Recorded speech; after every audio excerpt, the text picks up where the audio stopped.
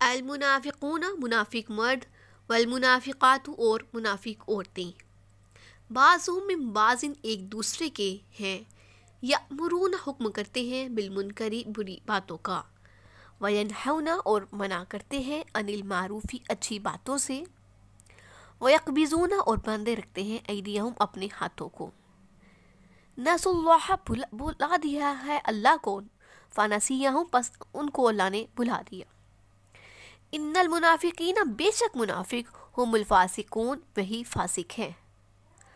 تو منافق مرد منافق عورتیں ایک دوسرے کی ہی طرح ہیں کہ برے کام کرنے کو کہتے ہیں اور نیک کاموں سے منع کرتے ہیں، اور خرچ کرتے ہیں تو ہاتھ بندھے رکھتے ہیں۔ انہوں نے اللہ کو بلا دیا تو اللہ نے ان کو بلا دیا، تو بے شک منافق نافرمان ہیں۔ تو منافقوں کی حرکتیں جو ہیں، منافقوں کی خصلتیں مومنوں کے بالکل خلاف ہوتی ہیں۔ مومن جو ہیں بلائیوں کا حکم کرتے ہیں اور برائیوں سے روکتے ہیں، تو منافق برائیوں کا حکم دیتے ہیں اور بلائیوں سے منع کرتے ہیں۔ مومن سخی ہوتے ہیں، منافق بخیل ہوتے ہیں۔ مومن ذکر اللہ میں مشغول رہتے ہیں، منافق یاد الہی کو بلائے رکھتے ہیں۔ تو اسی طرح جس طرح انہوں نے اللہ کو بلا دیا تو اللہ نے بھی انہیں بلا دیا۔ تو قیامت کے دن ان سے یہی کہا جائے گا کہ آج ہم ٹھیک اسی طرح تمہیں بلا دیں گے جس طرح تم اس دن کی ملاقات کو بلائے ہوئے تھے۔ تو منافق اللہ کی راہ سے دور ہو گئے ہیں، گمراہی میں پھنس چکے ہیں۔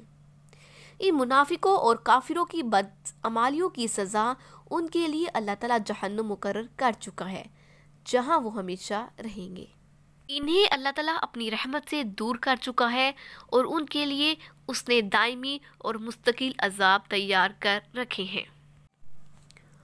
وعد اللہ وعدہ کیا ہے اللہ تعالیٰ نے المنافقین منافق مردوں سے، والمنافقات اور منافق عورتوں سے، والکفارا اور کافروں سے، نارا آگ کا، جہنم کی، خالدین ہمیشہ رہیں گے، فیہا اس میں۔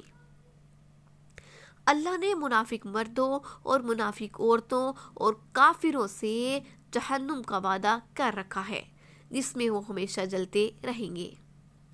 ہی یا یہ حسبہم کافی ہے انہیں، تو یہی انہیں کافی ہے۔ وَلَعَنَهُمُ اللَّهُ اور لعنت کی ان پر اللہ تعالیٰ نے، وَلَهُمْ اور ان کے لیے، عذاب ہے، مقیم قائم رہنے والا، اور ان کے لیے قائم رہنے والا عذاب ہوگا۔ اللہ تعالیٰ فرماتے ہیں اللہ نے منافق مردوں، منافق عورتوں اور کافروں کے لیے جہنم کا عذاب تیار کر رکھا ہے جس میں وہ ہمیشہ جلتے رہیں گے، جس کی کوئی حد نہیں ہے، جس کی کوئی لیمٹ نہیں ہے۔ تو اللہ تعالیٰ فرماتے ہیں کافر جو ہے اسی جہنم کے لائق ہے، اسی آگ کے لائق ہے، اور اللہ تعالیٰ نے ان پر لعنت کر دی ہے اور ان پر ہمیشگی کا عذاب ہوگا۔ الذین ان لوگوں کی طرح، من قبلکم جو تم سے پہلے تھے، کانو تھے، اشد شدید، منکم تم میں سے، قوتاً قوت میں۔ تم منافق لوگ انہی لوگوں کی طرح ہو جو تم سے پہلے ہو چکے ہیں، وہ زیادہ تھے تم میں قوت میں، و اکثرا اور زیادہ تھے، اموالاً مال میں، و اولاداً اور اولاد میں، تو وہ طاقت مال اور اولاد میں تو تم سے کہیں زیادہ تھے۔ فاستمتعوا تو فائدہ حاصل کر چکے ہیں، بخلاقہم اپنے حصے کا، تو انہوں نے اپنے حصے کا فائدہ حاصل کیا۔ فاستمتعتم تو تم فائدہ حاصل کرو گے، بخلاقکم اپنے حصے کا، کما جیسا کہ استمتع الذین فائدہ اٹھایا ان لوگوں نے، من قبلکم تم سے پہلے لوگوں نے، بخلاقہم اپنے حصے کا، وخذتم اور تم مشغول رہے، کالذی جس طرح وہ، خاضوا وہ مشغول رہے، بحث و مباحثے میں۔ اولئک یہی لوگ ہیں، حبطت ضائع ہو گئے، اعمالہم ان کے اعمال، فی الدنیا دنیا میں، والآخرات اور آخرت میں، واولئک اور یہی لوگ ہیں، هم الخاسرون خسارہ پانے والے۔ اللہ تعالیٰ فرماتے ہیں تم منافق لوگ انہی لوگوں کی طرح ہیں جو تم سے پہلے گزر چکے ہیں، تو وہ تو تم سے مال اولاد اور طاقت میں کہیں زیادہ تھے، تو وہ اپنے حصے کا فائدہ اٹھا چکے ہیں۔ تو جس طرح ان لوگوں نے تم سے پہلے لوگوں نے اپنے حصے کا فائدہ اٹھایا تو تم بھی اٹھا لو۔ دنیا میں جیسے تم لوگوں نے اپنی زندگی گزارنی ہے تم بھی گزار لو۔ تو جس طرح وہ باطل میں ڈوبے رہے، جس طرح وہ بحث و مباحثے میں ڈوبے رہے، تم بھی ڈوبے رہو۔ تو یہی وہ لوگ ہیں جن کے اعمال دنیا اور آخرت میں ضائع ہو گئے اور یہی خسارہ پانے والے ہیں۔ ان لوگوں کو بھی اگلے لوگوں کی طرح عذاب پہنچے۔ تو خلاق سے مراد یہاں دین ہے۔ جیسے اگلے لوگ جھوٹ میں ڈوبے رہے ویسے ہی انہی لوگوں نے کیا، تو ان کے یہ فاسد اعمال ضائع ہو گئے، نہ تو دنیا میں فائدہ مند ہوئے نہ ہی آخرت میں ثواب دلانے والے۔ تو یہی وہ نقصان ہے کہ عمل کیا اور ثواب بھی نہ ملا۔ ابن عباس فرماتے ہیں جیسے آج کی رات کل کی رات جیسی ہوتی ہے، اسی طرح اس امت میں بھی یہودیوں کی مشابہت آ گئی ہے۔ میرا تو خیال ہے کہ حضور صلی اللہ علیہ وآلہ وسلم نے فرمایا، اس کی قسم جس کے ہاتھ میں میری جان ہے کہ تم ان کی پیروی کرو گے، یہاں تک کہ اگر ان میں سے کوئی گو جانور کے سوراخ میں داخل ہو جائے گا تو تم بھی اسی میں گھسو گے۔ حضور صلی اللہ علیہ وآلہ وسلم کا ارشاد ہے کہ اس کی قسم جس کے قبضے میں میری جان ہے، تم سے پہلے کے لوگوں کے طریقوں کی تم تابعداری کرو گے بالکل انہی کی طرح، ہاتھ بہاتھ، یہاں تک کہ اگر وہ کسی کے بل میں گھسیں تو یقیناً تم بھی گھسو گے۔ تو لوگوں نے پوچھا اس سے مراد آپ کی کون لوگ ہیں؟ کیا اہل کتاب؟ آپ صلی اللہ علیہ وآلہ وسلم نے فرمایا اور کون؟ تو اس حدیث کو بیان فرما کر حضرت ابو ہریرہ نے فرمایا، اگر تم چاہو تو قرآن مجید کے ان الفاظ کو پڑھو، کالذین من قبلکم، جیسے حضرت ابو ہریرہ فرماتے ہیں خلاق سے مراد دین ہے، اور تم بھی اسی طرح کا بحث و مباحثہ کرتے ہو جس طرح انہوں نے کیا۔ علم کیا نہیں یاتیہم آئی ان کے پاس، نبأ الذین خبر ان لوگوں کی، من قبلہم ان سے پہلے۔ تو کیا ان کو ان لوگوں کے حالات کی خبر نہیں پہنچی؟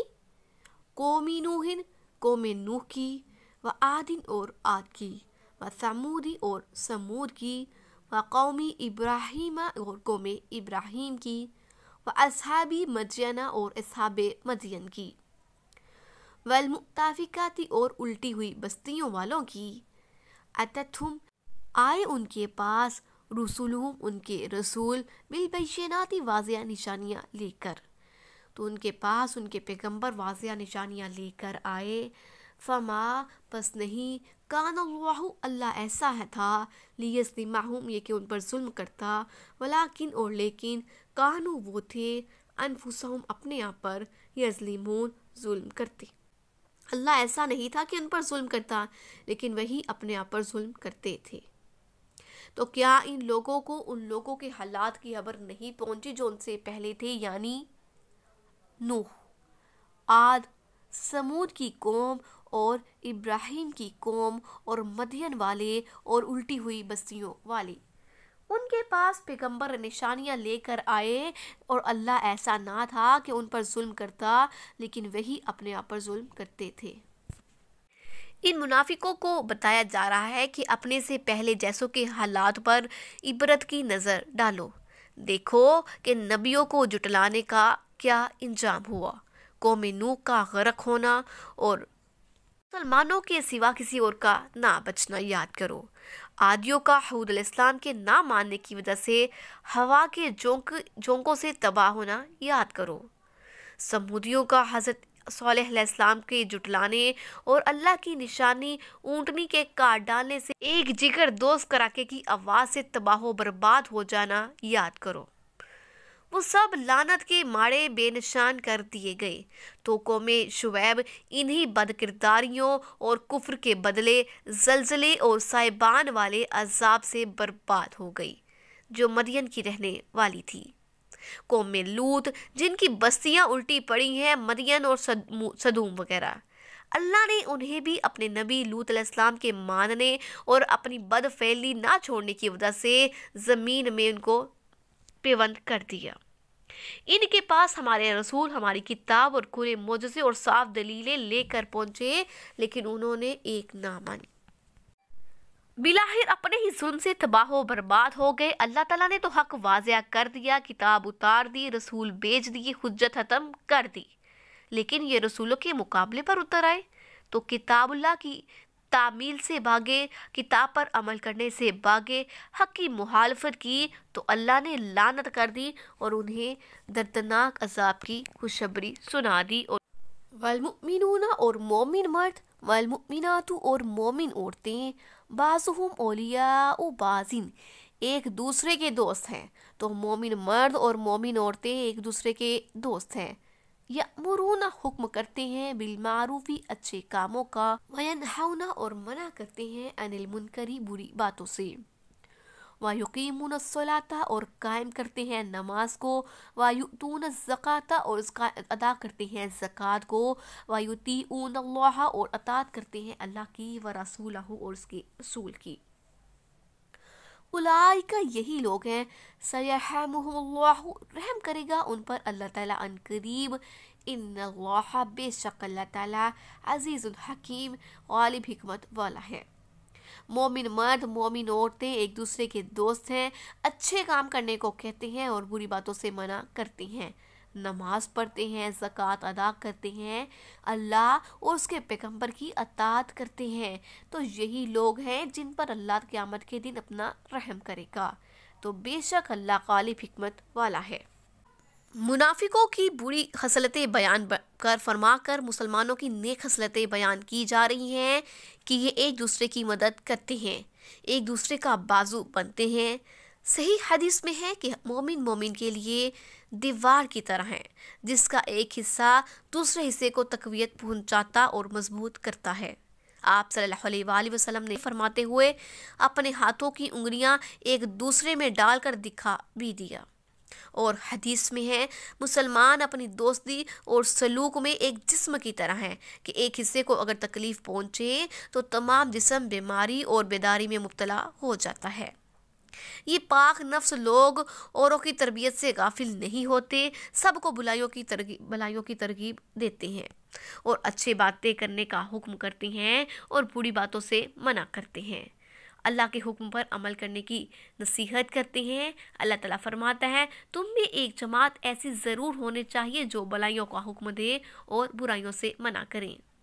یہ نمازی ہوتے ہیں، ساتھ زکوٰۃ بھی ادا کرتے ہیں تاکہ ایک طرف اللہ کی عبادت ہو اور دوسری جانب مخلوق کی بھی دلجوئی ہو۔ اللہ اور رسول کی اطاعت ہی ان کا مشغلہ ہے، تو جو حکم ملا اسی پر عمل کرتے ہیں، جس سے روکا جائے اس سے رک جاتے ہیں۔ اللہ عزیز ہے، وہ غالب ہے، اپنے فرمانبرداروں کی دنیا میں عزت کرواتا ہے۔ دراصل عزت اللہ ہی کے لیے ہے اور اس نے اپنے رسولوں اور اپنے ایمانداروں کو بھی عزت دے رکھی ہے۔ وعد اللہ وعدہ کیا اللہ تعالیٰ نے المؤمنین مومن مردوں سے، والمؤمنات اور مومن عورتوں سے، جنات جنت کا، تجری چلتی ہیں، من تحتها الانہار نیچے اس کے نہریں، خالدین ہمیشہ رہیں گے، فیہا اس میں، مساکن اور ٹھکانہ ہے، طیبات پاکیزہ، فی جناتی جنت میں، عدن ہمیشگی کا، ورضوان اور رضا، من اللہ اللہ کی ہے، اکبر بڑی، ذالک یہ، هو الفوز العظیم بڑی کامیابی ہے۔ اللہ نے مومن مردوں اور مومن عورتوں سے جنتوں کا وعدہ کر رکھا ہے جس کے نیچے نہریں بہتی ہیں، وہ اس میں ہمیشہ رہیں گے اور ہمیشہ کے مکانوں میں، پاکیزہ مکانوں میں رہیں گے، اور اللہ کی رضامندی سے بڑھ کر اور کیا نعمت ہو سکتی ہے، یہی بڑی کامیابی ہے۔ مومنوں کو ان کی نیکیوں پر اجر و ثواب ملے گا۔ ان کا بیان ہو رہا ہے کہ یہ نعمتیں ہمیشگی کی ہوں گی، باقی رہنے والی ہوں گی، جہاں قدم قدم پر خوشگوار پانی کے چشمے ابل رہے ہوں گے، جہاں بلند و بالا عمارتیں، مزین زیبائش والے محل ہوں گے۔ حضور صلی اللہ علیہ وآلہ وسلم فرماتے ہیں وہ جنتیں تو صرف سونے کی ہیں، ان کے برتن اور جو کچھ بھی وہاں ہے سب سونے کا ہے، اور جو جنتیں چاندی کی ہیں، برتن بھی اور کل چیزیں بھی۔ ان میں اور اللہ کا دیدار کرنے میں کوئی حجاب نہیں ہوگا سوائے ایک کبریائی کی چادر کی جو اللہ تعالیٰ کے چہرے پر ہے۔ یہ جنت عدن میں ہوں گے، اور حدیث میں ہے کہ مومن کے لیے جنت میں ایک خیمہ ہوگا، ایک ہی موتی کا بنا ہوا، تو اس کا طول 60 میل کا ہوگا۔ مومن کی بیویاں وہی ہوں گی جن کے پاس ہی آتا جاتا رہے گا، لیکن ایک دوسرے کو وہ دکھائی نہ دیں گی۔ آپ صلی اللہ علیہ وآلہ وسلم کا فرمان ہے، جو اللہ رسول اکرم صلی اللہ علیہ وآلہ وسلم پر ایمان لائے، نماز قائم کرے، رمضان کے روزے رکھے، تو اللہ پر حق ہے کہ اسے جنت میں لے جائے، اس نے ہجرت کی ہو یا اپنے وطن ہی میں رہا ہو۔ تو لوگوں نے کہا پھر ہم اوروں سے بھی یہ حدیث بیان کر دیں؟ آپ صلی اللہ علیہ وآلہ وسلم نے فرمایا، جنت میں 100 درجے ہیں جو اللہ تعالیٰ نے اپنی راہ کے مجاہدوں کے لیے بنائے ہیں۔ ہر 2 درجوں میں اتنا ہی فاصلہ ہے جتنا زمین و آسمان میں۔ بس جب بھی تم اللہ سے جنت کا سوال کرو تو جنت الفردوس طلب کرو، وہ سب سے اونچی اور سب سے بہترین جنت ہے۔ جنتوں کی سب نہریں وہیں سے نکلتی ہیں، اس کی چھت رحمان کا عرش ہے۔ فرماتے ہیں اہل جنت جنتی بالاخانوں کو دیکھیں گے، اس طرح دیکھیں گے جس طرح تم آسمان کے چمکتے دمکتے ستاروں کو دیکھتے ہو۔ یہ بھی جان لو کہ تمام جنتوں میں خالص ایک اعلیٰ مقام ہے جس کا نام وسیلہ ہے، کیونکہ وہ عرش سے بالکل قریب ہے۔ یہ جگہ ہے حضرت محمد صلی اللہ علیہ وآلہ وسلم کی۔ آپ فرماتے ہیں جب تم مجھ پر درود بھیجو تو اللہ سے میرے لیے وسیلہ طلب کیا کرو۔ پوچھا گیا وسیلہ کیا ہے؟